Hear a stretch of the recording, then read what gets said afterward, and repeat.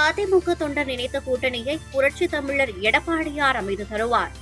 நெற்குப்பையில் நடைபெற்ற எம்ஜிஆரின் 108வது பிறந்தநாள் விழா பொதுக்கூட்டத்தில் சிவகங்கை சட்டமன்ற உறுப்பினர் செந்தில்நாதன் பேச்சு.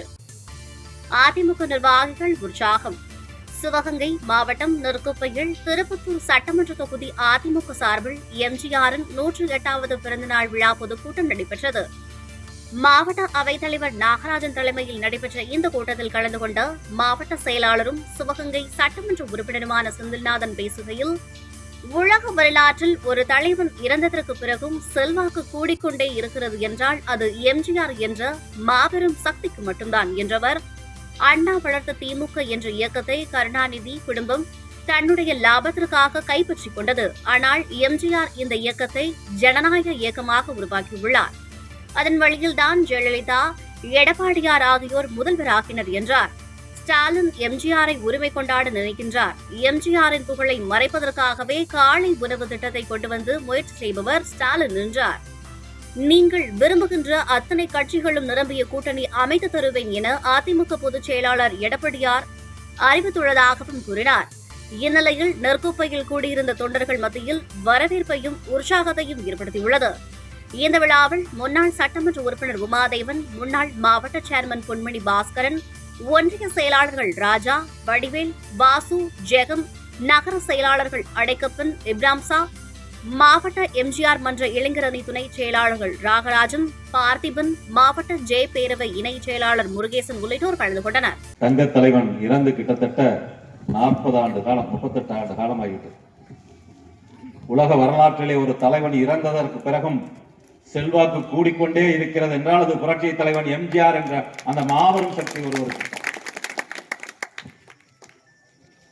அண்ணாவுடைய கட்சியை, அண்ணா வளர்த்த இயக்கத்தை, திராவிட முன்னேற்ற கழகத்தை இன்று கருணாநிதியுடைய குடும்பம் கைப்பற்றிக் கொண்டு தன் குடும்பத்தில் லாபத்திற்காக அடைந்து கொண்டிருக்கின்றது. ஆனால் புரட்சி தலைவர் எம்ஜிஆர் அவர்கள் இந்த இயக்கத்தை ஜனநாயக இயக்கமாக உருவாக்கி இருக்கிறார். அதனுடைய விளைவுதான் புரட்சி தலைவர் அம்மா அவர்கள் இந்த இயக்கத்துடைய தலைவராக ஒரு காலத்தில் வரமளித்தது. இன்று அண்ணன் எடப்பாடியார் அவர்கள் இந்த இயக்கத்துடைய தலைவராக, பொதுச் செயலாளராக பொறுப்பேற்று முதலமைச்சராக பொறுப்பேற்று நல்லாட்சி செலுத்தி இருக்கின்றார்.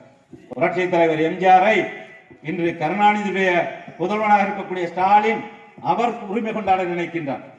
நான் சொல்லுகின்ற பொழுது புரட்சி தலைவர் எம்ஜிஆர் என்னை தன்னுடைய மடியிலே அமர்த்தி என்னுடன் பேசிக் கொண்டிருப்பார் என்று சட்டமன்றத்திலே பேசுகிறார் ஸ்டாலின்.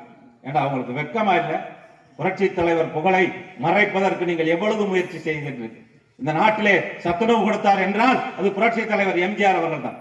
அவருடைய புகழை மறைக்க வேண்டும் என்ற நோக்கத்தோடு காலை உணவு திட்டம் கொடுப்போம் என்று புரட்சி தலைவர் மாதிரிய பக்கத்துல பள்ளி குழந்தைகளை வைத்துக் கொண்டு அவர்களை உணவை ஊட்டுவதை போன்று நீனும் ஊட்ட முயற்சிக்கிறையே, இது என்ன என்றால் புலியை பார்த்து பூனை சூடு போட்டுக் கொண்டது போன்று இருக்கிறது உங்களுடைய. புரட்சி தலைவருக்கு நீங்க வந்துட முடியுமா ஈக்குவலா? புரட்சி தலைவர் இந்த நாட்டு மக்களால் நேசிக்கப்படுகின்ற தலைவர். ஆனால் நீங்கள் இந்த நாட்டு மக்களால் புறக்கணிக்கப்பட்டு புறவழியிலே இந்த இயக்கத்தையும் நாட்டையும் கைப்பற்றிக் கொண்ட இந்த நாட்டையும் கைப்பற்றிக் கொண்ட கயவர்கள் நீங்கள் என்பதை யாரும் மறந்துவிட முடியும். அண்ணன் எடப்பாடியார் அவர்கள் பொதுக்குழுவிலே அனைத்து இந்திய அண்ணா திராவிட முன்னேற்ற கழகத்தினுடைய தொண்டர்கள் நீங்கள் விரும்புகின்ற கூட்டணி, நீங்கள் ஏற்றுக்கொள்ளுகின்ற, நீங்கள் நினைக்கின்ற அத்துணை கூட்டணிகளையும் நான் சரியாக அமைத்துக் கொடுப்பேன் என்று பொதுச் செயலாளர் அறிவித்திருக்கின்றார்.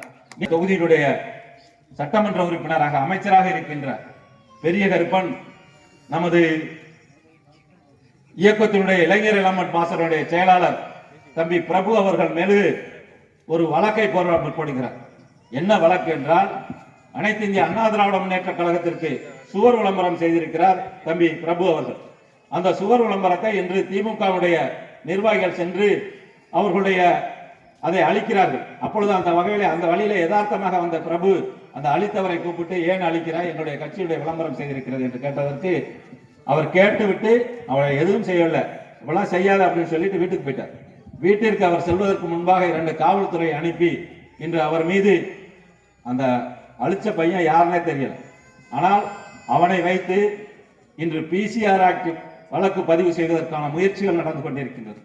அனைத்து இந்திய அண்ணா திராவிட முன்னேற்ற கழகத்தினுடைய தொண்டர்கள் மீது, இந்த திருப்பத்தூர் பகுதி மக்கள் மீது பிசிஆர் ஆக்ட் போட்டவர்கள் எல்லாம் மீண்டும் இந்த தொகுதியிலே எந்த காலத்திலும் வர முடியாமல் இருந்திருக்கிறார். அதனுடைய நிகழ்வை தெரியாமல் இன்று பெரிய விளையாடிக் கொண்டிருக்கின்றார். இந்த வழக்கு பதிவு செய்ய முயற்சிகள் நடந்து கொண்டிருக்கிறது.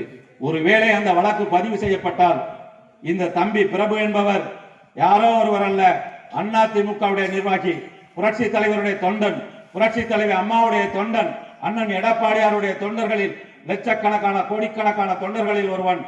அவனுக்கு இந்த இயக்கம் அனைத்து இந்திய அண்ணா திராவிட முன்னேற்ற கழகம் என்ற மாபெரும் இயக்கத்துடைய தொண்டர்கள் அணிவகுத்து நிற்போம்.